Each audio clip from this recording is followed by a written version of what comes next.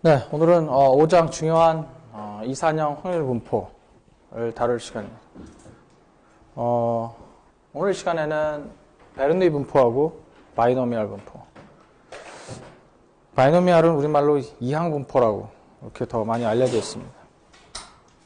그러나 우리는 엑셀을 활용해서 확률 계산을 하기 때문에 손계산으로 하는 방법은 전혀 선호하지 않는다고 했습니다. 그래서 그 함수 엑셀에 있는 함수의 이름을 알려면 확률 분포의 이름도 영어로 알아야 됩니다.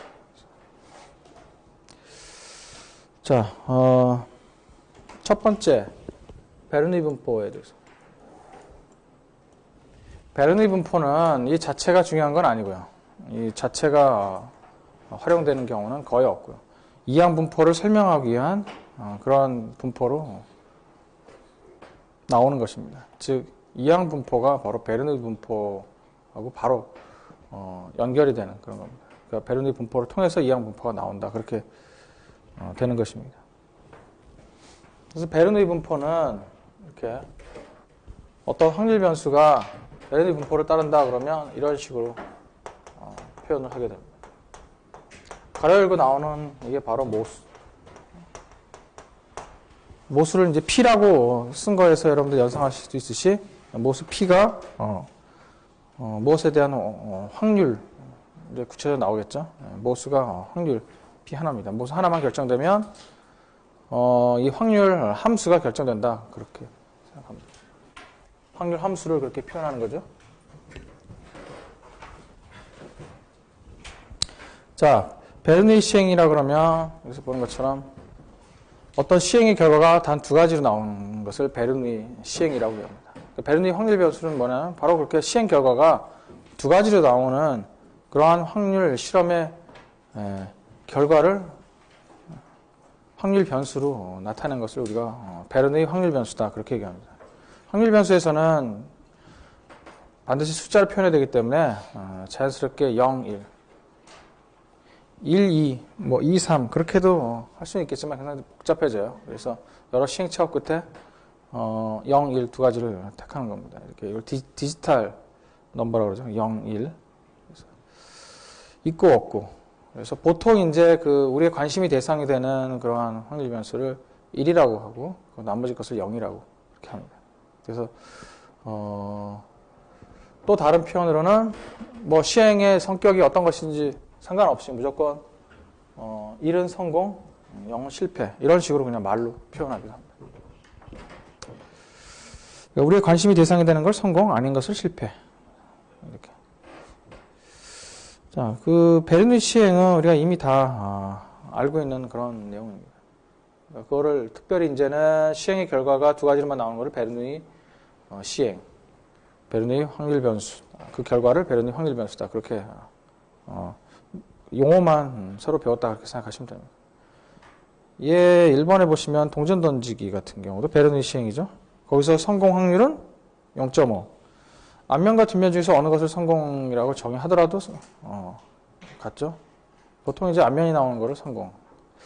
두 번째, 제품의 불량 합격 여부를 조사할 때 그때 그것도 결과가 둘 중에 하나니까 이것도 생산된 제품 하나를 무작위로 선택하는 것을 베르누이 시행이다. 결과가 바로 베르누이 확률 변수가 되겠죠. 보통 이런 경우에는 제품의 불량 여부를 따지려고 하는 거기 때문에 우리의 관심은 불량이라고요. 그래서 여기서는 불량품이 나온 거를 성공이라고 한다. 그렇게 불량품이 나온 거를 성공이라고 한다. 그렇게 정의를 하는 거죠. 정상이 성공이 아니고 불량이 성공이다. 그렇게 정의. 그렇게 해야 자연스럽게 이게 x가 1일 확률이 얼마냐 이렇게. 0은 이제 관심이 없는 것. 그거라고 보통 정의하기 때문에 그렇습니다. 여기서 불량품이 나올 확률은 전체에서 차지하는 불량품의 비율이 되겠죠. 이게 이제 상대도수죠. 모집단에서의 상대도수죠. 나중에 이제 이것을 우리가 이제 추정의 대상으로 결국 삼게 되겠죠. 성공 확률이 모집단에서의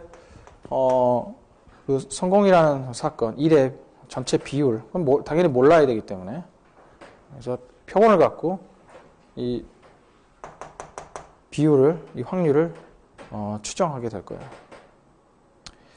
세 번째, 여론조사 같은 경우에 지지와 지지하지 않는 거요.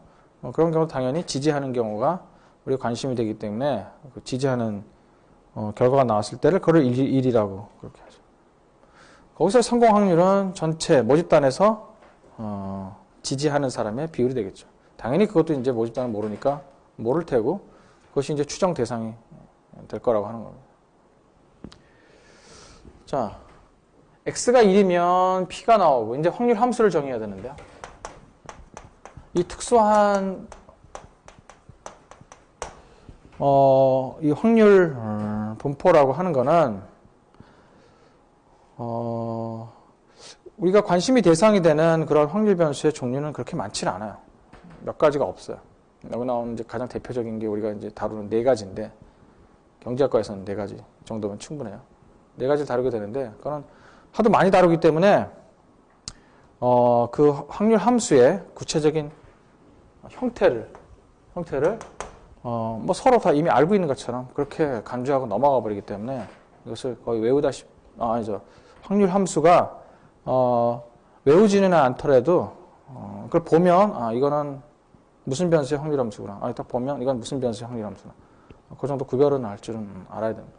그에 대한 구체적인 설명 없이 그냥 다 넘어가기 때문에. 또 하나는 이 특수한 확률 분포를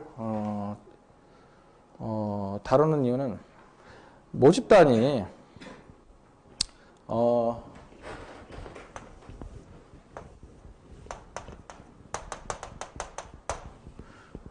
모집단의 분포를 모르죠? 몰라요. 물론 이제 모수도 모르고요. 다 몰라요. 모집단의 분포도 모르고. 분포를 모른다는 거는 뭐 이 구체적인 형태를 모른다는 거죠. 모수를 모른다는 건 대표적으로 뭐 뮤 같은 것도 모르고. 그래서 이 표본이 과연 모집단의 분포를 몰라도 상관없는 것인가? 아니면 알아야 되는가? 어떨 때는 알아야 되고요. 어떨 때는 우리가 이제 7장에서 배우겠지만 몰라도 상관없고요. 그래서 그 어떨 때라는 거 알아야 될 때 그러한 그 특수한 상황이죠. 그러한 상황이 대개의 경우에 경제학에서는 한 4가지 상황 정도로 반드시 그렇지는 않더라도 한 4가지 상황 정도면 그런 특수한 형태의 상황을 다 커버가 되기 때문에 이런 알아야 될 때, 모집단의 분포를 알아야 될 때, 그때가 바로 4가지 분포 중에 하나로 하나 중에 속하기 때문에 4가지 확률 분포를 알아야 됩니다. 그러니까 반드시 똑같은 상황이 아니더라도 유사한 상황이면 4가지 중에 하나에 어디에 가깝네요. 거기에 속한다. 이렇게 하고 넘어가는 경우가 상당히 많기 때문에 4가지 분포가 중요한 겁니다. 그만큼 자주 쓰인다는 얘기죠. 그래서 그거에 대한 확률 함수의 형태도 알아야 된다. 확률 변수의 정의와 확률 함수의 형태. 이렇게 나오게끔 확률 함수가 나오려면 결과를 보면 아주 간단하죠. 이걸 처음부터 네가 한번 만들어봐라 그러면 상당히 힘들겠지만 그래서 저기다가 x에다 1을 집어넣으면 p가 나오고 x에다가 0을 집어넣으면 1-p가 나오죠. 여기서 두 개의 확률을 더하면 p 플러스 1-p는 1. 그래서 2, 3변수 확률의 정의에 딱딱 맞죠. 다 합치면 1이다. 뭐 변수 값이 2개밖에 없으니까. 그래서 저렇게 하면 베르누이 확률 변수를 나타내는 확률 함수로 정확하게 정의가 될 수 있습니다. 보통 이제 1-p 같은 경우는 q라고 많이 표현을 해요. 저렇게 표현해서 틀린 건 아니지만 그래서 px, q에 1-x 이렇게 해서 p 플러스 q는 1 이런 식으로 많이 정의합니다. 자, 그러면 이제 결과가 이런 이제 어떤 특수한 확률 변수 하면 보통 이런 세 가지 형태로 정리를 해서 표현하게 돼요. x가 어떠한 분포를 따른다고 하는 그 약자, 영문 약자, 베르누이, 모수와 함께 p 값만 알면 다 나오잖아요. 그러니까 p 값이 이제 추정의 대상이 되는 거죠. 그 다음에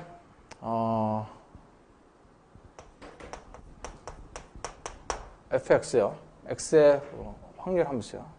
그래서 x의 p승, 그 다음에 q의 반대로 했죠. p의 x승, q의 1-x승. 그래서 x는 0, 1, p 플러스 q는 1. 이런 식으로.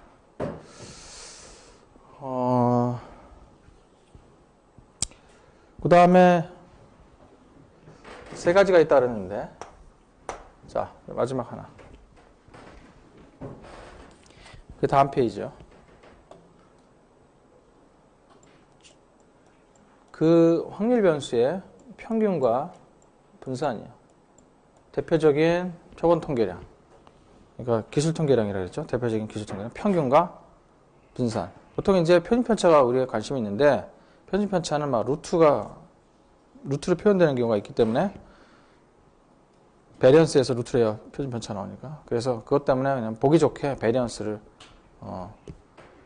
갖고 외우는. 이건 다 외워야 돼요. 어떤 확률 변수의 정의, 그거의 확률 함수의 정의, 그 확률 변수의 대표적인 요약 통계량 두 가지, 평균과 분산. EX, 베리언스 X. EX 하면 우리가 알고 있는 대로 뭐 시그마 X, FX 해가지고 직접 계산해서 쓸 수도 있어요. 하지만 워낙 자주 쓰이는 거기 때문에 이거는 외우다시피 해야 된다 그랬죠. P. 여기는 증명은 아직 안 했죠. PQ. 사실 증명할 필요도 없어요. 너무 간단하기 때문에. 이거에 대한 증명 과정은 우리 책에 부록에 보면 있어요.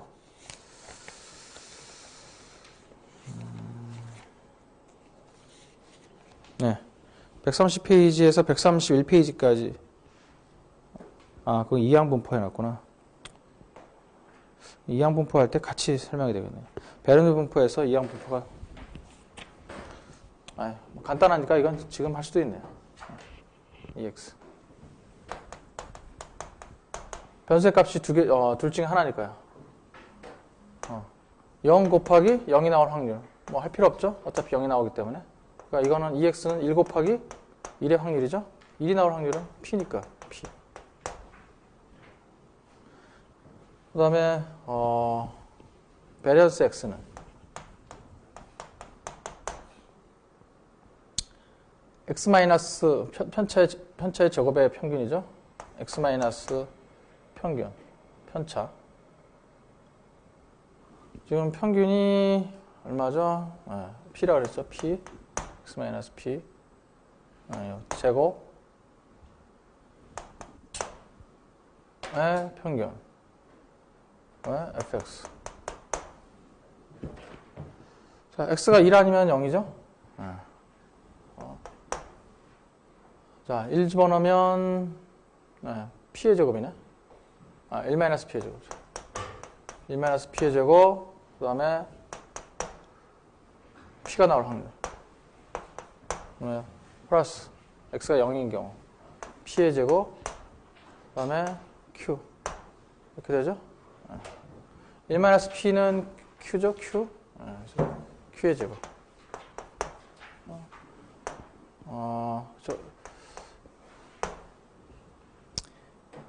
인수분해 pq. 공통인수 pq죠? p 플러스 q. pq. 이런 거는 여러분들이 할 줄 몰라도 상관없어요. 이런 거. 이게 맞다고 하는 거를 증명해서 안심하고 쓰라는 의미에서 증명하는 것이지, 이 증명하는 과정을 여러분들이 할 줄 알아야 된다. 전혀 도움도 안 되고 여러분들이 못해도 아무 상관이 없어요. 그죠? 자, 그렇게 해서 그것보다는 이 증명하는 과정을 알아야 되는 게 중요한 것이 아니고 이거를 외우는 게 더 중요합니다. 그만큼 굉장히 자주 쓰이기 때문에. 저는 실용적인 면에서 말씀드리는 겁니다. 어떻게 보면 거부 반응을 보이시는 학생도 있을 건데 어떻게 저걸 유도하는 게 중요하지 어떻게 학교에서 외우는 게 더 중요하다고 하네요. 실용적인 면에서 제가 말씀드린 거니까 오해 없이 받아주시기 바랍니다. 그만큼 자주 쓰이고 외우고 있지 않으면 그걸 자기가 그때 계산해서 쓰려면 벌써 시간도 늦고 증명하다 실수하면 어떡하려고 유도해서 쓰려고. 그래서 EX는 P, 베리언스 X는 PQ. 평균 분산. 그러니까 특수한 확률 분포는 항상 이렇게 세 가지로 요약이 돼요. 세 가지로. 변수의 정의, 확률 함수, 그리고 중요한 기술 통계량 두 가지. 즉 평균과 분산. 나머지 거는 전혀 쓰여지질 않아요. 메디안 모두 특수한 확률 분포에서는 안 써요, 전혀. 그냥 평균, 분산. 딱 두 가지만 쓰게 됩니다. 자, 그러면 이 베르누이 분포를 이용해서 이항 분포를 설명하게 됩니다. 변수의 정의가 여기서는 이제 베르누이 분포에서 확장돼서 여기는 한 번 시행했을 때 결과 성공하면 실패다. 그래서 이항 분포는 한 번이 아니라 그 이상 일반적으로 n번 시행했을 때 여기선 시행의 결과가 확률 변수고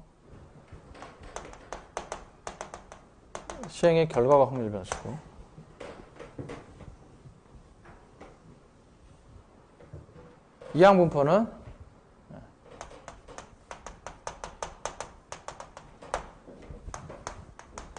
한 번 시행 결과죠. n번 시행 중 성공 횟수. 그러니까 여기서는 이제 두 번 이상 시행, 보통 두 번 이상이겠죠, 당연히. 그래서 두 번 이상 시행하니까 그 중에서 성공한 횟수가 몇 번이냐, 이제 그게 이제 중요하게 됩니다. 그래서 n번 시행 중에서 성공 횟수. 이게 이제 확률 변수가 됩니다.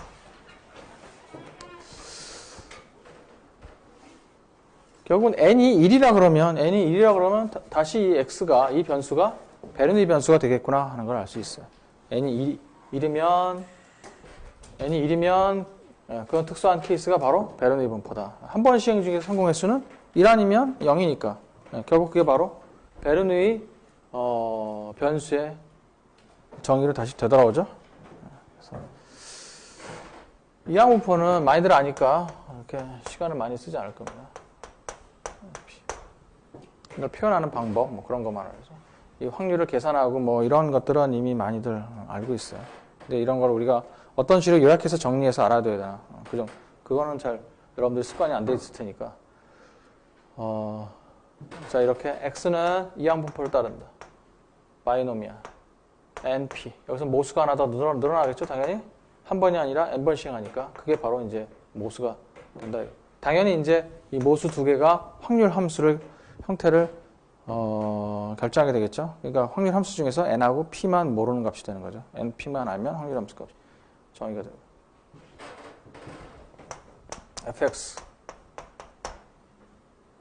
n번 시행했을 때 x번 n번 시행했을 때 x번 성공할 확률. 우리 많이 알고 있죠, 이거? n번 시행했을 때 x번 성공할 확률. n 컨비네이션 x에 p x번 q에 n-x번. 이거는 앞에 우리 2장, 3장 막 할 때 틈틈이 이항 분포에 대한 거 많이 나왔었죠? 그때 이미 다 왜 이거를 해야 되는지 다 알아봤었고요. 그래서 fx는 일반화시키면 이런 식으로 정의를 할 수 있죠. 그러니까 다시 한 번 말씀드리면 성공을 x번 하면 나머지 실패는 n-x번 정확하게 나오기 때문에 p가 x개, q가 n-x가 나오는데 그게 딱 한 번만 그렇게 되지는 않단 말이에요. n번 시행했을 때 이렇게 나오는 경우가 딱 한 번 나오지는 않죠. 횟수가 이렇게 나오죠. 그 전체 n번에서 x번 성공하는 경우는 순서에 상관없이 횟수만 몇 번인가를 세는 거기 때문에 그 순서가 뒤바뀌어서 하여튼 결국은 x번이다 하는 그게 바로 이런 경우의 수로 나오게 되죠. n 컨비네이션 x.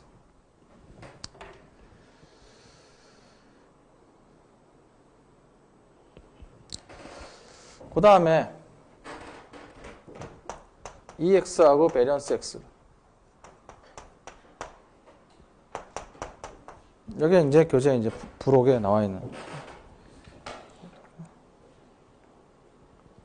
130페이지 보시면 이항 분포의 평균과 분산. 부록에. 지금 이렇게 표현을 해두고 있죠? X가 바이노미얼 NP일 때 평균하고 분산은 어떻게 도출이 된다. 130페이지 맨 바닥에 이렇게 돼 있죠? 그 다음에 131페이지 맨 위에 베리언스 X 어떻게 도출한다. 그래서 각 베르누이 변수의 평균의 합이죠? 이항 변수의 평균은. 그래서 n 곱하기 p가 되고. 또 베리언스는 각 베르누이 변수의 베리언스의 합이죠? 그래서 아까 베르누이 변수의 베리언스가 PQ였단 말이에요. 그래서 NPQ. 그러니까 X가 보통 둘 다 X이기 때문에 X가 이렇게 표현을 못하니까 구분하기 위해서 하면 이렇게 XY로 이렇게 베르누이 P 이렇게 표현하면 Y가 시그마 XI 이렇게 되죠. I는 1부터 N까지 N번씩 이렇게 하면 이게 바이노미얼 NP. 결국 베르누이 변수라는 게 아니죠. 이항 변수라고 하는 게 베르누이 변수 N개의 베르누이 변수를 전부 다 합치면 되는 거죠. 첫 번째 시험의 결과가 X1 두 번째 시험의 결과가 X2 이렇게 쭉. 그래서 이 숫자를 전부 다 더하면 성공이 1이니까 이걸 전부 다 더하면 그게 바로 성공의 횟수가 되니까 이렇게 정의를 할 수 있는 거죠. 그러니까 이런 게 더 중요한 겁니다. 이항 변수를 베르누이 변수의 합으로 이렇게 표현할 수 있다 하는 게 더 중요한 거예요. 그 부록에 나와 있는 그런 증명 과정이 중요한 것이 아니라 그런 여긴 다 이런 식의 것들이 부록으로 처리했잖아요. 부록에 있는 거는 몰라도 상관없다 그런 식이에요. 관심 있는 호기심 많은 사람들이나 호기심 해결하기 위해서 한번 보라 이거야. 몰라도 그렇지만 넌 호기심 해결하는 정도로 끝나는 거지 너한테 도움되는 건 별로 없다 그런 뜻이에요. 거의 부록이라는 게 원래 그런 의미. 자, 그래서 이항 변수는 베르누이 변수의 합. 그러니까 자연스럽게 그 평균과 분산이 이렇게 P하고 PQ에서 N을 곱하는 꼴로 그렇게 나옵니다. 이 평균은 직관적으로도 이 공식이 맞아요. 베리언스는 직관적으로 이 공식을 알아낼 수 있는 방법이 전혀 없고요. 직관적으로 이해할 수 있는 시도를 해봤자 아무 소용이 없어요. 그러나 평균은 NP가 나올 것이다 하는 거는 이항 변수라는 거를 모르는 사람도 쉽게 이 평균을 계산할 수가 있어요. 이게 P가 성공할 확률이죠. 성공할 확률이라는 게 전체 모집단에서 성공의 개수. 모집단에서 성공의 개수. N번 시행. 당연히 평균적으로 N번 시행 중에서 성공의 횟수가 모집단에서 P가 나왔으니까 평균적으로 NP가 NP. 전체 모집단 개수 곱하기 그거에 대한 성공의 비율. NP. 평균적으로. 그렇게 나오겠죠.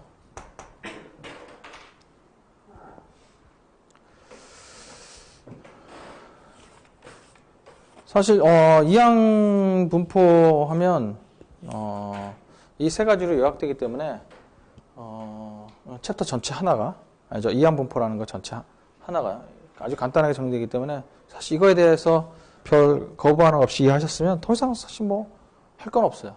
이게 활용되는 게 고작 이 정도로만 활용이 되기 때문에 더 이상 사실 할 것도 없어요. 그러나 지금 책에서 여러 가지 예를 들어가면서 이 얘기 저 얘기 하고 그러는 이유는 물론 부수적으로 몇 가지 더 중요한 사항도 있기도 하지만 아직 이항분포를 이러한 공식만 알고 있고 이것이 쓰여지는 상황에 대해서 주어진 문제를 푸는 방식의 그런 식의 훈련만 되어 있기 때문에 그런 접근 말고요. 이항분포를 따르는 변수의 성격들을 자꾸 이해시키려고 몇 가지 예들을 좀 보여주고 있습니다. 자, 112페이지의 예 5.2번을 보시면 우리가 흔히 알고 있는 동전 던지기. 10번 시행했다. 그러면 이렇게 쓸 수가 있죠? 이걸 이렇게 바꾸는 거. 바이노미알 10, 2분의 1. 10번 시행해서 성공할 확률 2분의 1. 이렇게. 평균은 얼마? 10 곱하기 2분의 1. 5.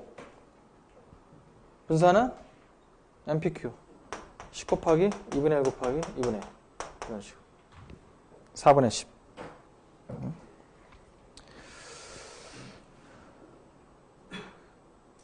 그 다음에 3번. 그 제품의 불량 여부. 여기서 성공은 불량품을 선택하는 것을 성공이라고 그랬죠. 여기서 지금 두 개 제품에서 지금 복원 추출이라고 되죠. 복원 추출. 반드시 복원 추출해야 되죠. 그래야 매번 시행해서 성공할 확률이 같아지니까. 복원 추출을 안 하게 되면 매번 시행해서 성공할 확률이 달라지죠. 그래서 반드시 이항분포는 복원 추출을 전제로 해야 돼요. 반드시.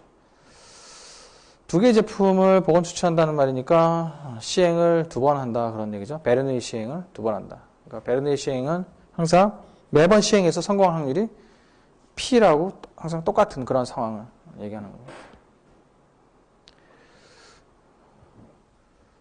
거예요. 모집단에서 불량품이 지금 모집단이 나와 있죠. 지금 10개라고. 그래서 실제로는 모르는 건데 이항분포에 대한 예를 들어주기 위해서 하는 거예요.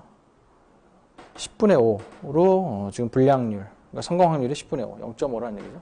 그래서 바이노미알 2,0.5 이렇게 0.5 그런 식으로 표현할 수 있죠. 그러면 평균은 1이고 분산은 또 2 곱하기 2분의 1 곱하기 2분의 1 이렇게 4분의 2가 되겠네요. 거기 113페이지 나온 설마 인컨비네이션 X를 모를까 싶어서 써준 건 아니에요. 모르는 사람 혹시 있을까? 걱정돼서 쓴 게 아니고 원래 이 통계학 교과서 우리나라 고등수학하고 미국 고등수학은 많이 차이가 나요. 우리나라에서 고등학교 배우면서 많은 내용을 한 3분의 1가량은 미국에서 대학에서 많이 배워요. 그래서 그 과정이 틀리기 때문에 우리나라는 이거 다 고등학교에서 배우고 들어왔기 때문에 미국은 안 배웠기 때문에 이거 물론 이제 학교에 따라서 배우는 학교도 교과서가 다양하니까 그렇긴 한데 대개 경우는 안 배우고 들어오기 때문에 다시 배우는 거예요. 그런데 나중에 보면 미국 애들이 수학을 더 잘하죠 우리나라보다. 고등학교 때는 훨씬 밀리다가 자 그래서 하여튼 뭐 통계학 교과서라는 게 우리나라 교과서라는 게 다 미국 교과서를 베낀 거기 때문에 그거 대로 지금 하다 보니까 이게 나온 거지. 우리나라 학생 중에서 인컨비네이션 X 모르는 학생이 어디 있어? 다 배우고 들어왔는데 만약에 다시 한번 설명해 주려고 해도 이렇게 디테일하게 설명해 줄 필요가 없이 그냥 인컨비네이션 X 정의 정도는 리마인드 시켜라. 그 정도로 그냥 짧게 넘어가지 이렇게 길게 설명할 필요는 없다 이겁니다. 자, 얘 5.5. 우리나라 자동차 중에서 20%는 종합보험에 가입되지 않은 것으로 조사되었다. 이건 지금 뭐 모집단을 알고 있다 지금 그렇게 알고 하는 거예요. 이 중에서 모집단에서 4대의 자동차를 무작위로 선택했을 때 샘플 사이즈가 지금 4라는 얘기죠. 지금 자꾸 이제 그런 각도에서 보셔야 돼요. 이거를 단순히 지금 무슨 이항분포의 확률 계산 문제로 자꾸 생각하시면 안 돼요. 이런 거를. 보는 각도가 이제 자꾸 틀려야 돼요. 모집단 표본. 그러니까 제가 자꾸 높아시면서 말씀드린 거지만 이런 이항 분포가 나왔다. 아, 나 이거 아는 거다. 자꾸 그런 식으로 바라보시면 큰일 나요. 대학에서 고등학교 때 배웠던 걸 설마 반복할까? 안 그래요. 새로운 걸 배우기 위해서 나오는 거죠. 자, 모집단이 지금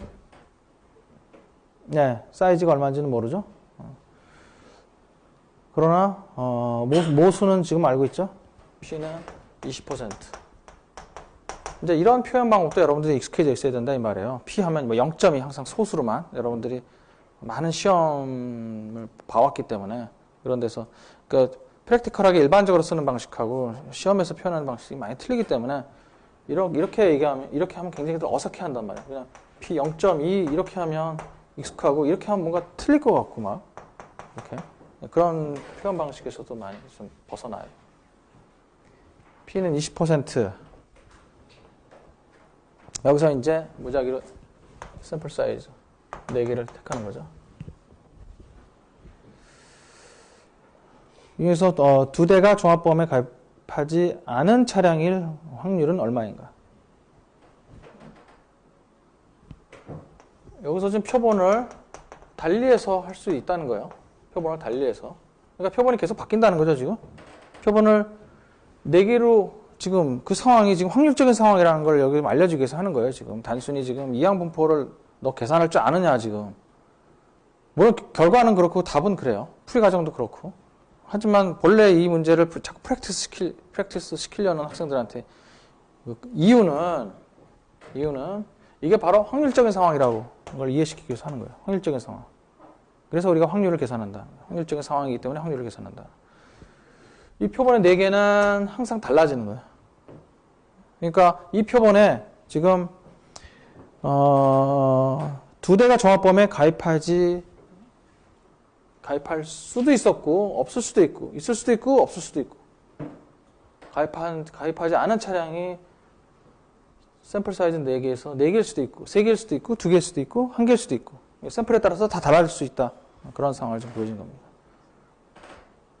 하기 때문에 이걸 무작위 샘플이라고 그러고 이 여기서 나오는 변수를 확률 변수다. 그렇게 해요. 여기 확률 변수인데 확률 변수. X 확률 변수. 그래서 X가 2일 확률을 구하라. 표본이 어떻게 드러날지 모르기 때문에. 자, 그러면 뭐 여기 나온 대로 뭐 간단하죠. 4컨비네이션 이해. 이거 계산 못하는 학생은 없을 테고. 4컨비네이션 이해.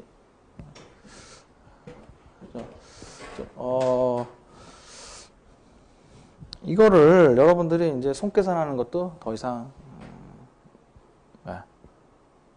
작별을 고하고 더 이상 손계산을 하려고 하면 안 돼요. 이런 것도. 자꾸 훈련이.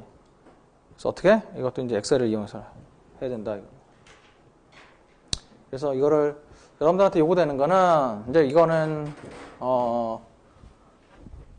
알고 있으면 모르는 사람이면 이렇게 계산하는 것도 출발해야 되지만 여러분들은 이미 알고 있기 때문에 저런 계산에서 이제 많이 탈피해 갖고 바로 엑셀로 계산하는 방법을 좀 보겠습니다. 엑셀로 계산하는 건 우리 부록에 보시면 123페이지 바이놈 디스트라고 하는 거예요. 바이놈 디스트라고 하는 함수가 있습니다.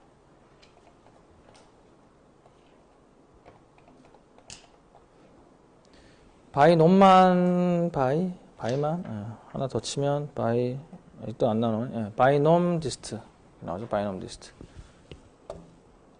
요거 맨 밑에 거 쓰세요. 맨 밑에 거 바이놈 점 디스트도 있고 가는데 맨 밑에 거 바이놈 디스트 점 안 찍혀 있는 거예요. 우리 교재에 나오는 거대로요. 바이놈 디스트. 그러면 그 안에 써야 될 숫자들이 이렇게 영어로 쭉 나와 있죠. 순서대로. 넘버 S. 석세스요. 넘버 오브 석세스. 성공 횟수다. 이거. 성공 횟수. 넘버 오브 석세스. 성공 횟수. 지금 2죠? 2. x가 2일 확률을 구하라고 했으니까 지금 x가 2요. 2. 컴마. 트라이얼. 시행 횟수를 얘기하겠죠? 당연히 이거는 이 함수를 사용하는 방법을 몰라도 이항분포에 대한 거를 정확하게 알고 있으면 영어로 친절하게 저 정도 축약돼서 나왔다 그래도 충분히 유추해서 다 알 수 있어요. 트라이얼, 시행횟수 얘기죠. 지금 4번, 자동차 4대를 뽑았죠. 4번 시행한 거죠. 컴마, 그 다음 probability S, success probability. 성공 확률 0.2였죠. 네, 종합보험에 가입하지 않은 0.2, 모집단의 모수값이 주어져 있죠. 0.2. 그 다음에 컴마, 큐뮬러티브. 큐뮬러티브가 누적 확률의 누적이죠. 누적. 그러니까 이 확률 함수에 대한 그 엑셀 함수는 대개의 경우 누적 확률과 2, 3분포인 경우에 그 점에서의 확률 두 가지를 다 그 함수에서 구할 수가 있어요. 그래서 좀 true, 큐뮬러티브냐 아니냐, false냐. 물론 이걸 뭐 true, false 이렇게 할 수가 있는데 그렇게 하지 말고 그냥 숫자로 집어넣어도 돼요. 우리 부록에 나와 있는 것처럼 0 하면 여기다 0 하면 이게 no예요. 그러니까 큐뮬러티브냐 아니냐를 물어보는 거예요. 그래서 0 하면 no란 얘기고 1 하면 yes란 얘기예요. 그래서 큐뮬러티브가 아니다. 0. 그냥 값에서의 확률만 구하는 거다. 누적이 아니고요. 이렇게 하면 0.1536. 네. 만약에 이거를 0으로 하지 않고 1로 하게 되면 1로 하게 되면 누적 확률이 되게 됩니다. 그러니까 당연히 이거를 시행횟수가 4니까 넘버 오브 석세스를 4번 시행 중에서 4번 성공할 확률, 거기까지의 누적 확률을 구하라고 하면 당연히 이건 1이 나오겠죠. 누적 확률.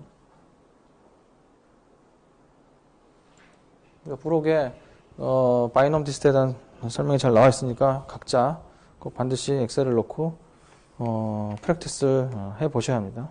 손으로 계산하는 버릇은 이제 버려버리셔야 돼요. 네? 이제는 뭐 아이패드 같은 뭐 아이폰, 스마트폰에서도 다 엑셀 같은 거 쓸 수 있는 앱들이 다 있기 때문에 더더욱이 이제 핑계 댈 것도 없어요. 자기가 옆에 뭐 노트북이 없다 뭐 그런 핑계 댈 것도 없어요. 자, 114페이지 밑에 주에도 나와 있네요. 주에도.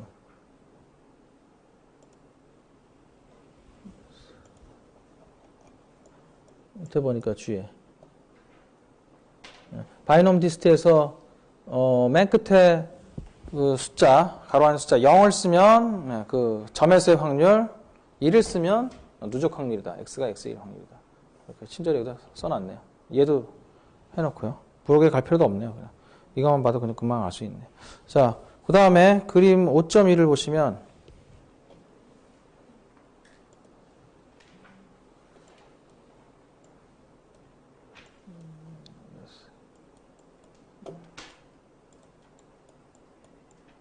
이항 분포의 대략적인 모양 정도는 알고 있어야 되죠. n이 20인 경우 다 똑같고 성공할 확률만 하나는 0.5 딱 반이고 그 다음에 0.8, 0.5보다 큰 경우 밑에는 0.5보다 작은 경우 세 가지를 지금 비교해놨죠. 자, 평균을 중심으로 해서 대략 대칭. 정확하게 0.5인 경우에는 이렇게 완전히 대칭. 평균적으로 쏠려 있을 테니까 이건 평균이 250, 10이고 이쪽은 28, 16, 평균이 16이니까 오른쪽으로 쏠려 있을 테고 맨 밑에 거는 평균이 NP 4네 평균이 4를 중심으로 그러니까 왼쪽으로 쏠려 있을 테고 당연한 거죠, 그죠? 성공할 확률이 0.2니까 그죠? 시행횟수 중에서 당연히 이쪽 왼쪽 값이 많이 나온다는 그런 얘기죠? 이게 성공 횟수니까. 이건 성공 확률이 높으니까 성공하는 횟수가 당연히 오른쪽 20에 가까운 이쪽으로 쏠려 있을 테고, 이거는 반반이니까, 성공 실패가 반반이니까 가운데를 중심으로 정확하게 좌우 대칭. 그 정도 그림 정도 아셔야 됩니다. 그러니까 정작 중요한 거는 이런 것들이다 하는 겁니다. 아시겠죠? 이항분포의 확률을 구하는 거, 우리 연습 문제에도 그렇게 프랙티스 하는 게 돼 있어요. 만약에 이항분포의 확률을 구하는 방법에 대해서 전혀 지금 내가 리마인드가 안 돼 있다. 그러면 여러분들이 연습 문제 이거에 관련된 연습 문제는 따로 안 풀어볼 거예요. 여러분들이 따로 계속 프랙티스를 다시 해서 기억을 되살려놔야 돼요. 그러면 비로소 똑같은 입장이 되는 것이지, 아우 내가 상당히 많은 걸 했다, 그런 게 아니에요. 비로소 여기 오기 전의 상태가 된 거예요. 이 확률 계산하는 상태는. 그렇죠? 그거 말고 제가 이 위에 거 말씀드린 거, 그거를 오히려 더 자세하게 여러분들이 알려고 노력하고, 몇 가지 공식들은 외워버려야 돼요. 외우다시피가 아니고 외워야 돼요. 나중에 보세요. 다른 코스에서 툭툭 튀어나올 테니까. 특히 이제 투자론, 증권 투자론 같은 데서 그 재무관리 쪽에서 공식이 막 튀어나올 테니까. 평균 NP 분산 NPQ. 당연히 아는 것처럼 막 거기서 막 나올 때, 그때 막 그제서야 이게 왜 이렇게 나오는지 막 이미 땐 늦어요. 자, 그 다음에 116페이지.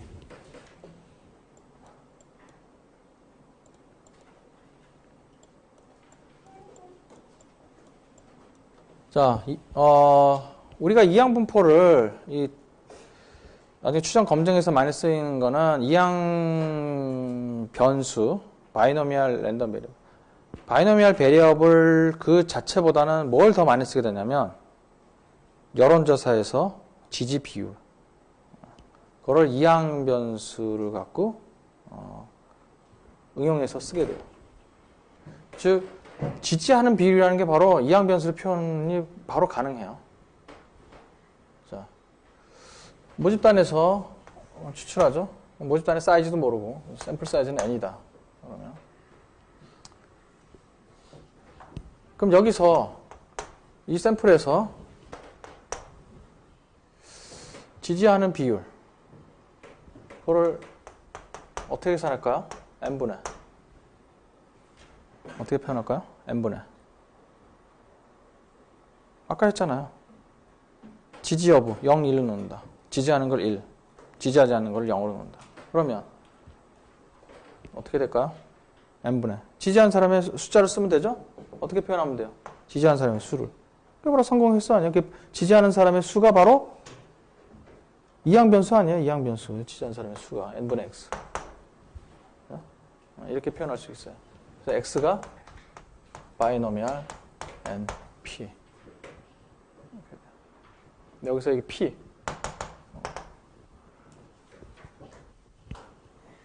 이거는 이제 사실 뭘 추정한 거예요? 모집단에 우리가 안다고 했던 모집단의 성공 확률, 즉 지지 비율이죠. 이걸 따지면 모집단 n이라 그러면 n분의 x. 이거를 추정하려고 하는 거죠. 그래서 앞으로는 계속 이항 변수 자체보다는 이걸 갖고 많이 다루게 돼요. 결국은 이항 변수도 이걸 위한 전 단계에 불과해요, 사실. 우리가 알아보려고 하는 건 이거죠.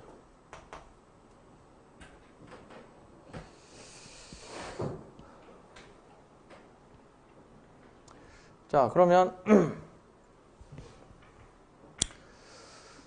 이 자체는 무슨 분포를 갖는지 몰라요. 이 자체는 PS. X는 이항 변수인데 이항 분포를 따르죠. 근데 그거를 시행 횟수로 나눈 n분의 x, 이 비율은 무슨 분포를 따르느냐? 이건 몰라요. 이건 몰라요. 만약에 알아야 됐으면 뭔가 많이 연구를 해놨겠죠? 근데 몰라도 돼요. 그래서 그냥 몰라요. 그냥 모른다. 그러면 넘어가요. 몰라도 돼요. 왜 모르는지는 나중에 7장에 가서 해결됩니다. 왜 몰라도 되는지. 여기서 중요한 거는 이 분포가 아니고 이게 평균값이죠? 평균값. 이게 평균값이 어떻게 돼? n분의 2x니까 p가 되죠? 결국 이게 아까 베르누이 변수 처음에 얘기할 때 모집단의 성공 확률을 알고 있다고 했을 때 그 성공 확률 다시 되돌아온 거죠 지금 확률? 원래? 여기서 이거? 그러니까 우리가 지금 모집단에 이거를 안다고 가정을 했지만 사실 이게 추정의 대상인 거죠. 이게 파라메타 모수란 말이야. 모수란 말이야. 이 두 개의 모수 중에서 n은 샘플 사이즈로 결정이 되는 거고 이거는 이제 우리가 추정해야 될 모수고요. 그래서 모집단의 비율을 즉 여론조사 같으면 지지율에 대한 거를 조사하기 위해서 샘플 조사를 할 때 결국 우리의 추정 대상은 바로 이거가 되는 거죠. 이걸 추정하기 위해서. 그래서 이때 x가 이항 분포를 따른다. 이걸 아셔야 돼요. 베리언스 PS는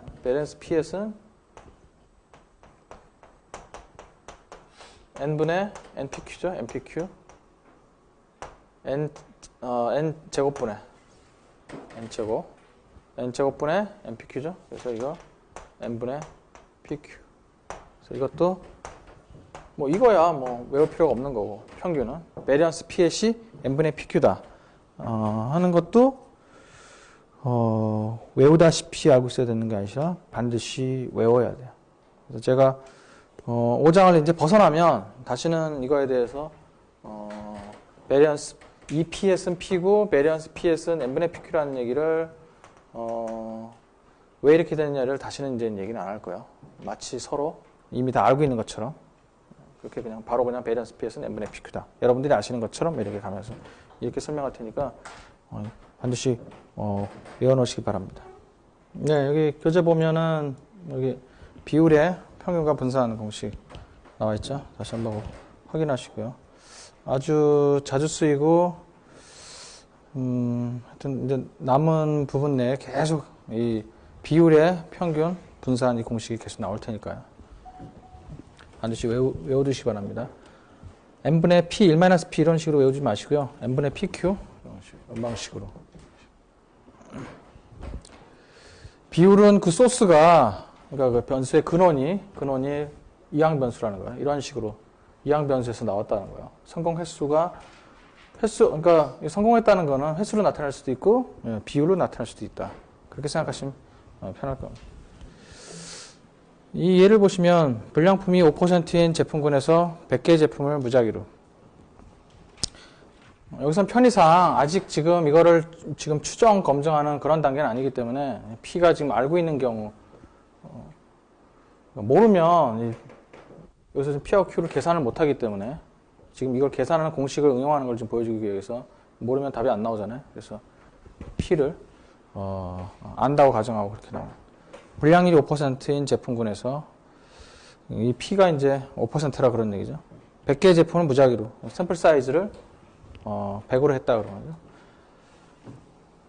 100개의 제품 중에서 불량품의 개수의 평균과 분산은 얼마일까? 이것도 뭐 집어넣으면 되죠. 평균은 5%고 베리언스는 n에다가 100 집어넣고 p에다가 0.05 q에다가 0.95 이렇게 집어넣으면 그럼 나오죠. 이렇게 해서 이거를 뭐 기계적으로 계산하는 거는 아무것도 아니고요. 그러니까 다시 한번 말씀드리지만 이게 결국 나중에 추정하고 검증하고 연결이 되기 때문에 이게 어떻게 확률적인 상황이 되는 건지, 왜 그것이 평균을 갖고 베리언스를 갖는 건지, P라는 모수를 P 횟수로 이제 추정한다 그랬잖아요. n분의 PQ. 샘플 사이즈 n. n분의 PQ가.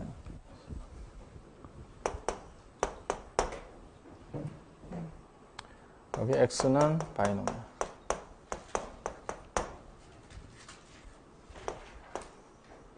이 P 햇이 확률 변수라 그런 얘기죠. P 햇이 확률. 그러니까 이 P 햇이 확률 변수니까 평균을 갖고 분산을 갖는.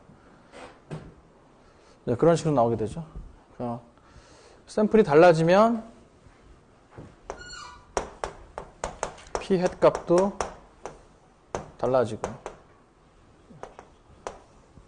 그래서 쭉 P 햇을 각 샘플에 대해서 계산을 하면, 예를 들어 이걸 100번을 했다.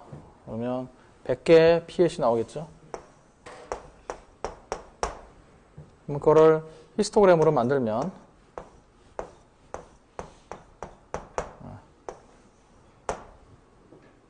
나중에 이제 이게 뭐 정기분포에 접근한다는 걸 이제 우리가 알게 될 거예요. 7장.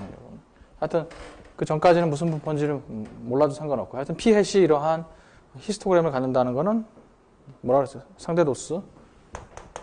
상대도수를 표현할 수 있다는 거는 이게 바로 확률 분포를 갖는다.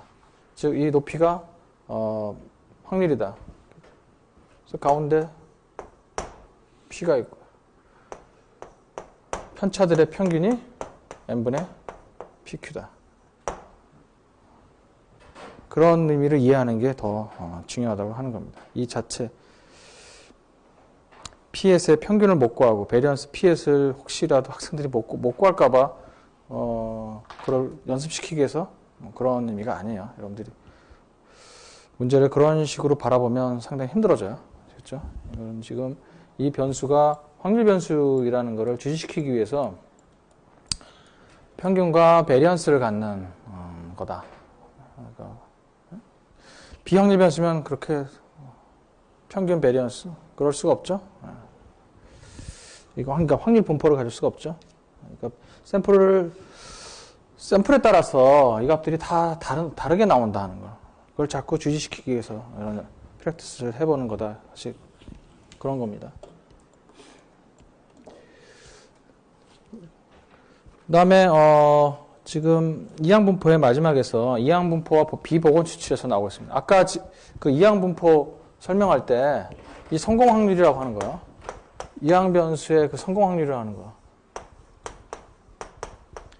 이 성공 확률이 베르니 시행에서의 성공 확률이죠. 이항변수라고 하는 거는 베르니 시행에서 성공 횟수를 따지는 그 성공 횟수가 대상되는 확률 변수죠. 이 성공 확률, 이 성공 확률이라고 하는 게 보건 추출이야. 그래야 매번 성공 확률이 똑같을 거 아니에요. 매번 성공 확률이. 모집단에서의 성공 확률은 P 모수가 고정되어 있을 테니까. 모집단에서의 성공 확률은 P를 고정되어 있을 테니까 여기서 하나씩 뽑을 때마다 내가 여기서 성공이라는 걸 뽑은 거예요. 성공이라는 걸 뽑을 확률은 반드시 보건 추출해야 매번 똑같죠, 이게? 만약에 그렇지 않으면 우리가 초기화 분포라고 하는 거. 초기화 분포는 뭐 다른 게 아니라 이름만 초기화 분포 만약에 처음 들어보셨다면 이름만 초기화 분포 낯설 뿐이지 변수가 초기화 분포를 몰라도 이거를 만약에 보건 추출 안 하고 비보건 추출을 하면 어떻게 되는 것인가 하는 거는 쉽게 계산할 수가 있어요. 우리가 고등학교 때 많이 연습했던 주머니에서 빨간 구슬, 뭐 파란 구슬, 보건이냐 비보건이냐 했던 것처럼 그때 보건이면 이항분포가 되는 거고 비보건이면 초기화 분포가 되는 거야. 용어만 우리가 새로 배울 뿐이지 확률을 계산하라 그러면 못할 사람은 거의 없어. 제대로만 배웠다면. 자, 그래서 여기서 지금 비보건 추출에 대해서 얘기하고 있는 이유는 실제 표본조사에서는 거의 모든 경우에 비보건 추출을 이용한다. 이 비보건 추출이라고 하는 거는 한 명씩 여기서 하나씩 보건 추출은 하나 뽑았다가 다시 리턴 시키고 뽑았다가 다시 리턴 시키고 이런 거고 비보건 추출은 한 번 뽑으면 안 집어넣고 다시 한 명 뽑고 다시 한 번 뽑고 이렇게 하죠. 이렇게 한다는 게 비보건 추출의 개념이죠.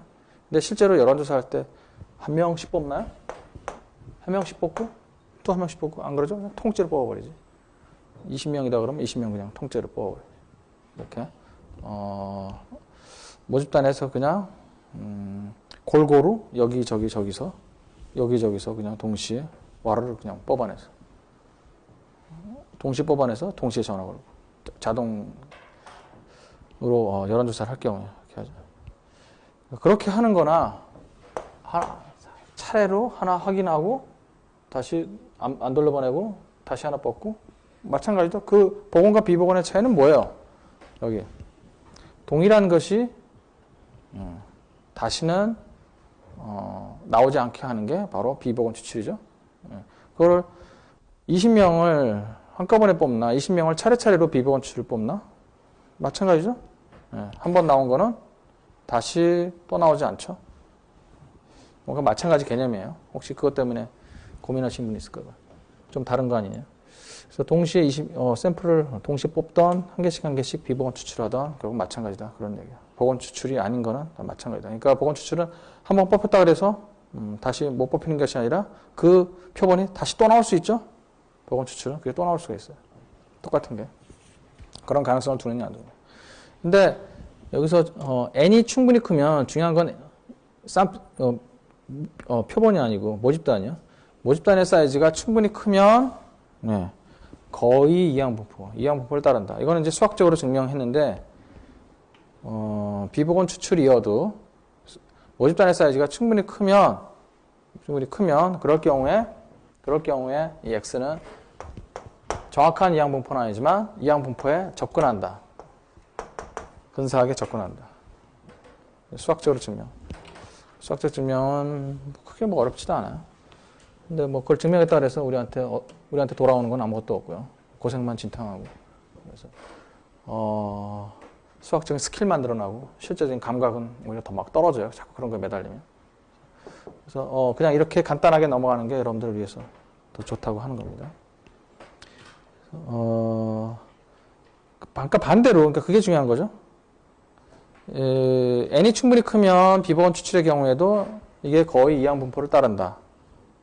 사실 이게 중요한 게 아니고, 그러니까 모집단에 대해서 큰 곳에서 뽑을 때만 적용하는 것이 안전하다. 모집단이 굉장히 사이즈가 적은 경우에 이런 방식의 이항분포로 접근하는 것은 맞지 않다. 반대 방향으로. 그러니까 활용하는 측면이죠. 그런 식으로 알아둬야 됩니다.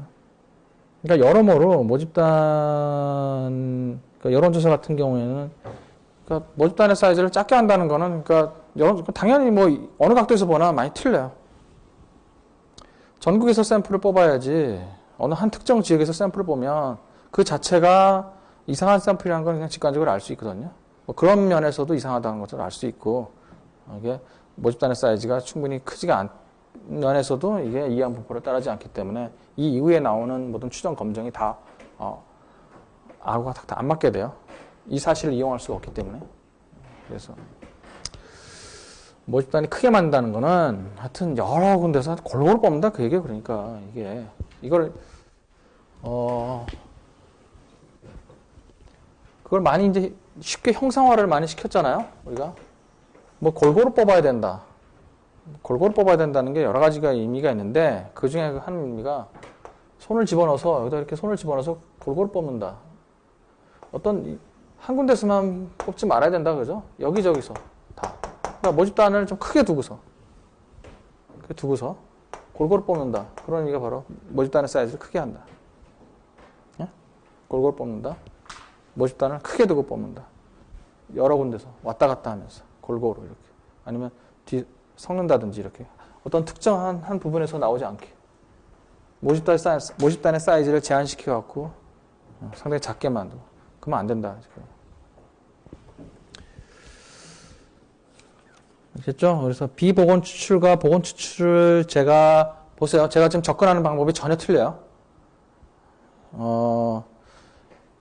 뭐 고등학교 때 수학 정석 같은 책 보면 그냥 단순히 그냥 이렇게만 나와 있어요.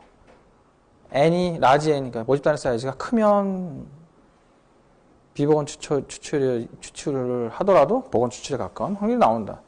그래서 이항분포를 써도 된다. 그 정도 그냥 간단하게 그냥 수학적인 결과만 중요한 것처럼 그렇게 써놨는데 실제로 활용할 때는 그런 의미가 아니라는 거예요. 그러니까 우리가 자꾸 이런 거를 아주 간단하게 형상화시켜 놓은 것들의 구체적인 의미들을 자꾸 아셔야 돼요.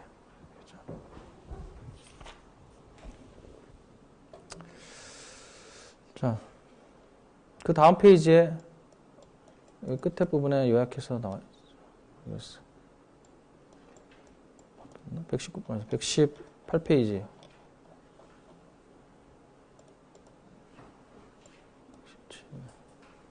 이게 지금, 여기 지금, 제 거에는 지금 잘려버렸네. 118페이지, 그 박스 초기화 분포 위에 보시면, 끝에 분에 보시면, 얘 5.5로 공부하면서 비보건 추출이면 이항 분포를 적용할 수 없을 텐데 하는 의문을 품은 독자가 있을 것이다. 하지만 우리나라의 전체 자동차는 1000만 대를 상회하고 그중 4대를 조사하고 있어는 비보건 추출이라 하더라도 이항 분포를 이용하는데 아무 문제가 없다. 근데 하여튼 제가 그 시험 같은 거 보면 학생들이 의외로 이거를 갖고서, 비보건 추출인지 보건 추출인지 이걸 굉장히 센시티브하게 막 구별하려고 하는 학생들이 굉장히 많아요. 그러니까 자꾸 뭐라 그랬어요, 제가. 이런 통계 같은 거를 문제풀이 같은 방식으로 여러분들 자꾸 시험을 보기 때문에 문제풀이 방식으로 자꾸 접근을 하게 되다 보면 부작용이 나오는 거죠. 문제 같은 데서는 자꾸 함정을 파놓고 비보건 추출이가 보건 추출이냐 그걸 잘 구별하지 않으면 답이 오답이 나오게끔 그래서 그걸 주의하기 위해서 문제의 상황이 비보건 추출인지 보건 추출인지 그거를 예리하게 구분하려고 자꾸 그런 게 이제 몸에 뱉단 말이에요. 그런 게 몸에. 근데 실제 상황에서는 하등 이슈가 안 돼요. 그런 것들이 거의. 워낙 그 모집단을 큰 모집단을 대상으로도 많이 하고 제대로 한다면 이렇게 골고루 섞는다는 거는 상식적으로 알고 있기 때문에 뭐 비보건이냐 보건이냐 그게 뭐 이항이냐 뭐 초기화냐 뭐 그런 구분 때문에 하는 것이 아니라 그냥 본능적으로 이건 골고루 섞어야 된다 하는 그런 것 때문에 뭐 보건이니 비보건이니 뭐 하등 이슈가 안 돼요. 근데 시험 문제 같은 데서는 자꾸 그런 것들이 이슈가 되고요. 보건이냐 비보건이냐 자꾸 이슈가 되고 실제에서는 그런 거 전혀 이슈가 안 되는데 그래서 그러니까 아시겠죠? 여러분들이 이슈화 시키고 싶어 한 거하고 실제 이슈가 되는 거하고는 전혀 상관없다는 거예요. 포커스가 다르다는 거예요. 그러니까 제가 바라보는 관점하고 여러분들이 바라보는 관점이 많이 틀려요. 아시겠죠? 그러니까 그런 데서 자꾸 헤어나오셔야 돼요. 그런 거. 자, 그 다음 연습 문제 보겠습니다.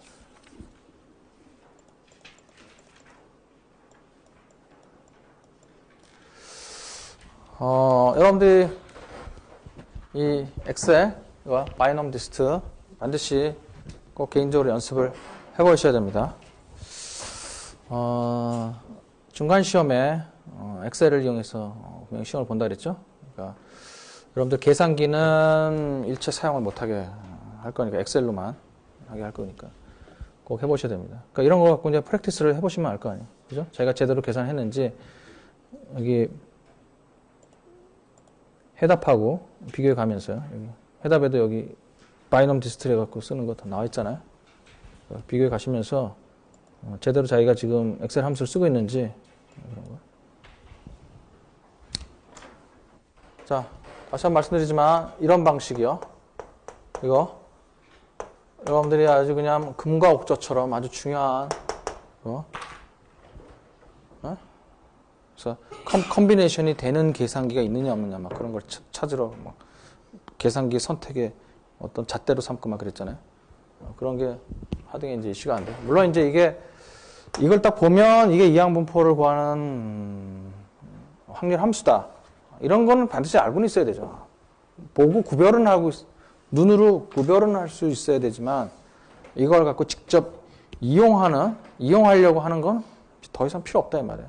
이게 아주 여러분들이 무슨 뭐 특수한 상황에 놓이지 않는 한은 이걸 직접 이거 갖고 계산할 일은 없다 하는 겁니다.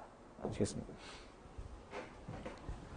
훨씬 그러니까 우리가 쉬워지고 어떻게 보면 자꾸 본질에 다가서는 거예요. 이항 분포라는 게 무엇인가? 본질에. 왜 계산이 쉬워지니까. 계산이 쉬워지니까 본질에 자꾸 다가가려고.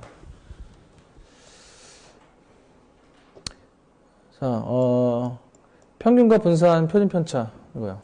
이것도 NP가 나와 있으면 이것도 프랙티스를 한번 해보라는 거죠. NP 평균은 NP, 분산은 NPQ. 표준 편차는 거기에 루트 씌운 거.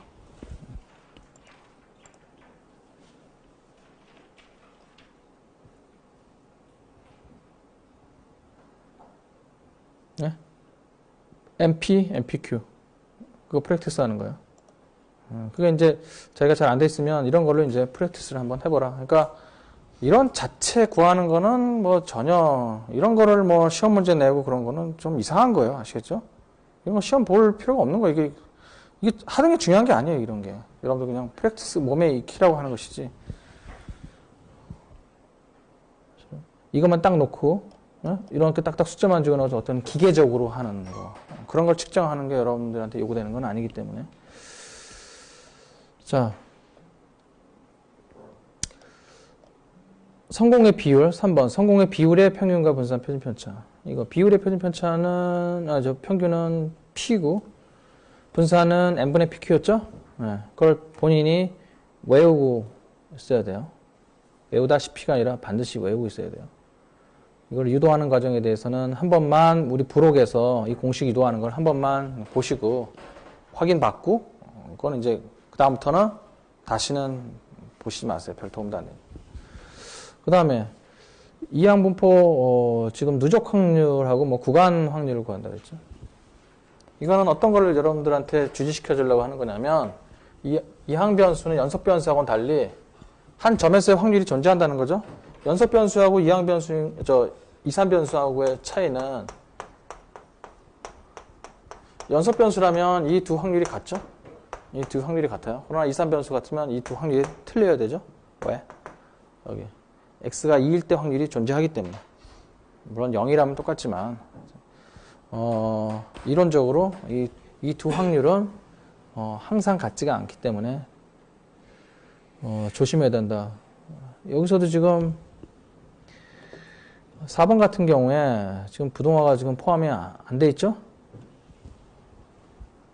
이런 거 같은 경우에는 어떻게 해야 돼요? 엑셀 함수를 이용해서 구하려면 어떻게 될까요? 이거 직접은 못 구하죠? 엑셀은 한 점에서의 확률이나 누적 확률만 계산할 수 있죠?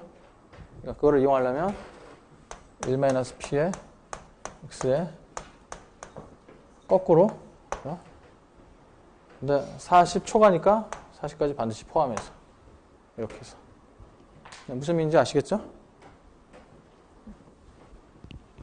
이렇게 하면 연속 변수라면 똑같지만 이산 변수이기 때문에 틀리죠?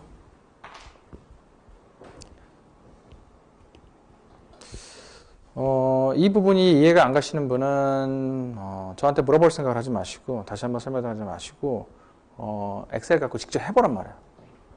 이거를 x가 40일 때하고 40을 포함시킬 때하고 어떻게 다른지 한번 구체적으로 이산 변수라 그러면 x가 40을 포함하고 써보란 말이에요. x가 39 쭉 그죠?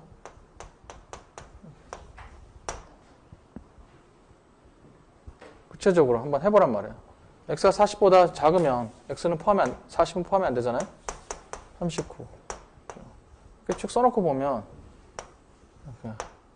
이거 하나가 이건 들어가고 안 들어가고 차이가 나잖아요. 그러니까 수학은 자꾸 머릿속으로 훈련하는 걸 해야 돼요. 머릿속으로 논리를 원래 수학이라는 게 그런 목적으로 만들어졌기 때문에. 하지만 통계는 자꾸 머릿속으로 이해하려고 하면 자꾸 실수를 범하게 되고 잘 감각이 안 생겨요. 네? 그래서 실제로 자꾸 구체적인 수치 갖고 자꾸 해보셔야 돼요. 그러니까 어떤 그 공식 같은 거 증명해 보려고 씨름할 시간에 그거를 활용하는 그런 쪽으로 자꾸 더 많이 프랙티스를 해보시기 바랍니다.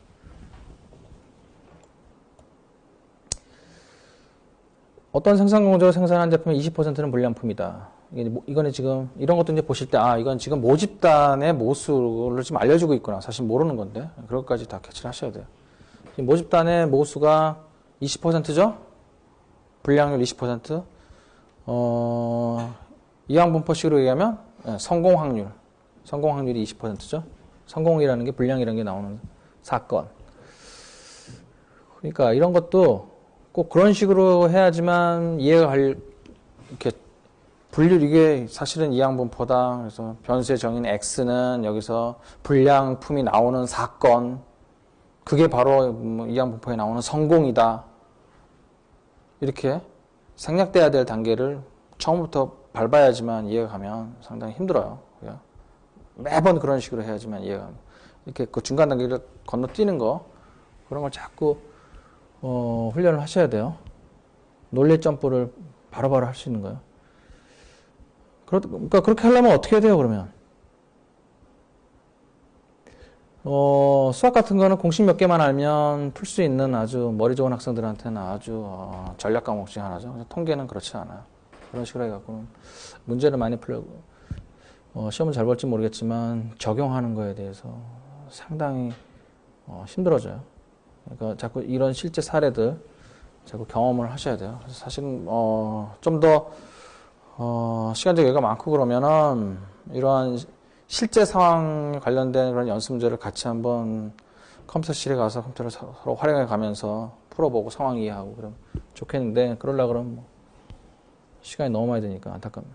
자, 이제 모수가 지금 20%라는 거죠. 모집단의 모수가. 샘플 사이즈를 10개로 했다는 거죠.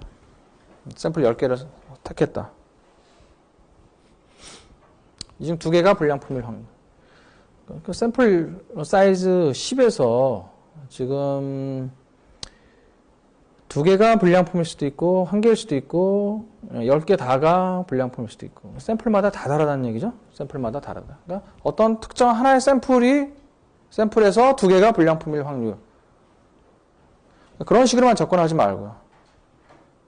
그러니까 100개로 자꾸 환산해가지고 100개 샘플을 뽑았다면 100개 샘플을 뽑았다면 하나의 샘플 사이즈는 전부 10개고요. 그 중에서 샘플 불량품이 2개가 있는 전체 100개 샘플에서 비율이 어느 정도 되느냐, 그걸 따진다는 거죠. 비율이. 그런 방식으로 자꾸 이해를 하시란 말이야. 그게 훈련이 돼 있어야 돼요. 그게 안 돼 있으면 나중에 8장 추정부터 시작해서 갑자기 뭔가 앞에 거하고는 단절된 듯한 그런 느낌이 들어요. 여기까지는 굉장히 잘 나왔다가 뭐 이항분포 고등학교 때 배웠던 거, 전기분포 뭐 다 고등학교 때 배웠던 거, 다 복습이네 막 이러면서 룰루랄라 굉장히 쉽게 막 하다가 갑자기 추정 검정 나오면 흐름이 딱 끊겨갖고 그 다음부터는 완전히 새로운 세계가 그때 열리면 큰일 나요. 그래서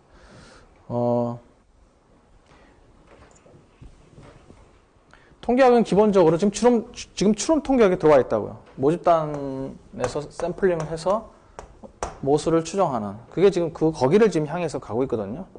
거기서 향해서 가고 있는 거지. 지금 무슨 이항분포 확률 그 계산하는 거 그거 한번 해보려고 그런 게 아니란 말이에요. 지금 샘플 사이즈 10개. 여기서 이제 불량품의 개수가 2개. P로 따지면 얼마야? 불량률이 0.2. 마찬가지 얘기죠.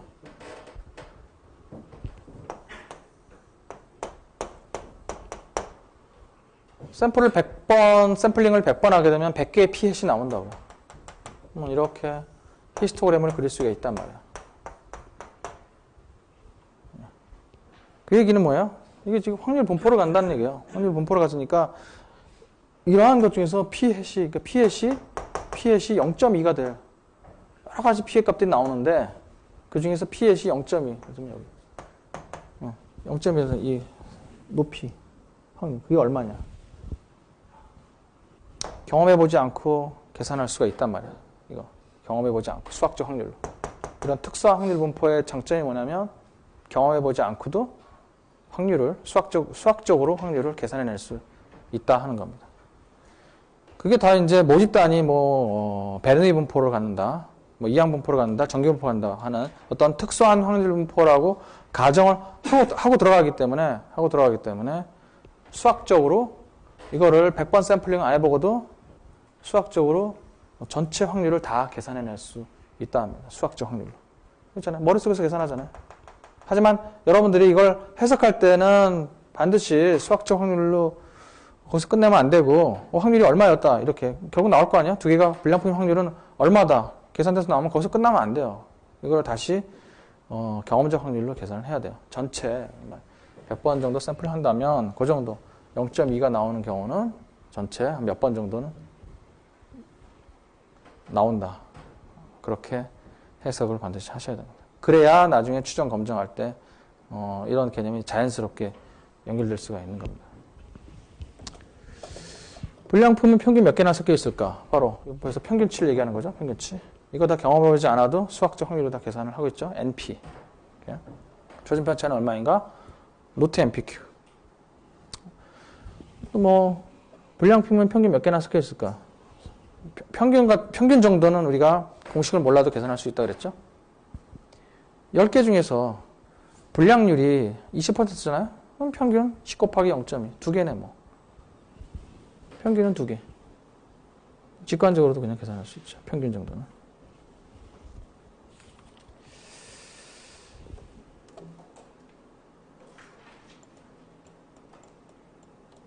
우리나라 유권자의 30%는 A 후보를 지지하고 있다. 유권자 20명을 무작위로 조사할 때. 이제 여론조사를 샘플 사이즈를 20을 해서 30%는 A 후보를 지지하고 있다. 여기 지금 이걸 추정의 대상인데 지금은 계속 알고 있다고 가정을 하는 거예요. 추정의 대상인데. 그러니까 여기서 수학적 확률을 계산할 수 있는 거예요. 지지자가 6명 이상일 확률은 얼마인가? 20명을 무작위로. 20명을 무작위로 택했을 때 여기서 지지자 수가 성공 횟수죠. 지지자 수가 6명이 될지 안 될지는 모르죠. 확률 변수죠. 뽑아봐야 아는 거죠. 6명의 확률은 얼마인가? 그러니까 뽑으면 금방 알 텐데 뽑으면 주사위 던지는 것처럼 뭐 던지고 나면 알 텐데 던지기 전. 그러니까 뽑기 전에 이 확률을 계산해 본다. 사실 이 확률을 계산하는 건 이유는 뭐 뽑으면 될 텐데 뭐 그게 아니고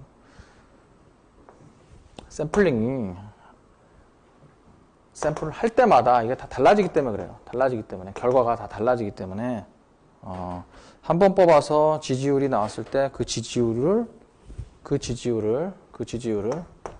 한 번 뽑았을 때 나오는 이 지지율을 이 모집단에 대한 이거 추정치로 쓸 수가 없다고. 바로 그냥 안심하고. 샘플이 달라지면 또 달라질 거기 때문에. 그러니까 확률 분포를 간다 이 말이야. 샘플에 따라서 달라지기 때문에. 그래서 점 추정으로 끝날 수가 없는 거예요. 한번 샘플링하고 그게 값이 나오면 그게 바로 이거에 대한 추정치다, 모집단에 대한 추정치다. 그렇게 끝낼 수가 없는 거예요. 샘플이 달라지면 결과가 달라지는데 어떡할 거야? 그럼 반박에 부딪힐 수가 있잖아요. 난 그렇게 생각 안 한다. 내가 샘플링 다시 해보겠다. 그럼 반박에 부딪힐 수가 있잖아요. 지지자가 6명 이상일 확률은 얼마인가?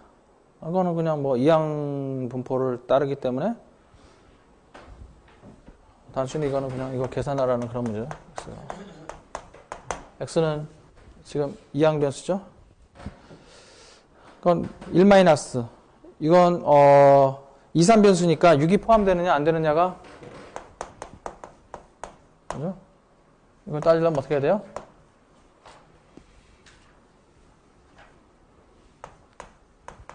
이렇게 해야 되죠? 5.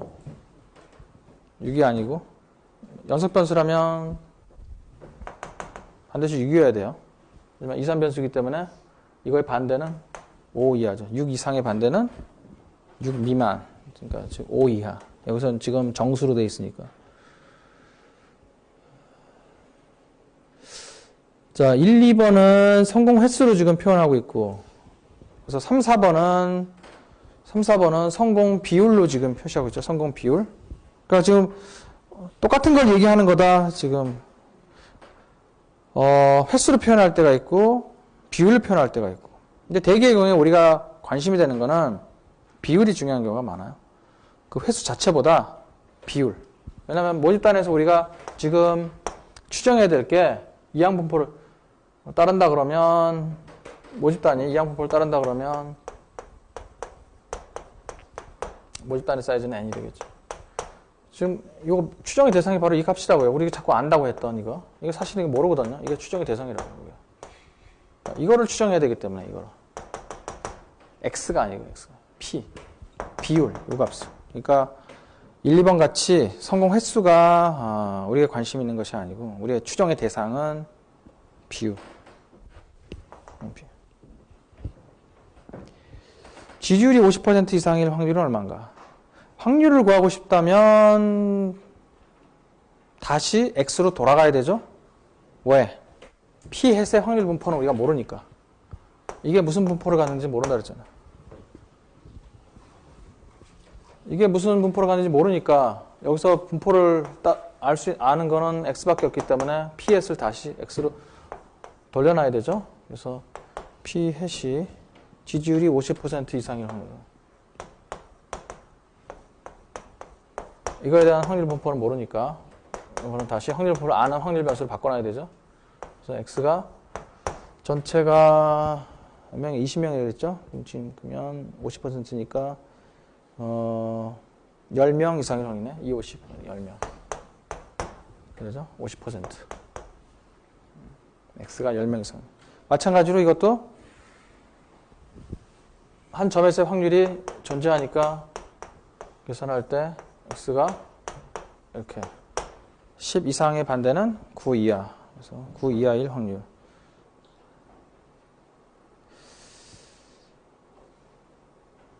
네, 오늘은 여기까지 하겠습니다.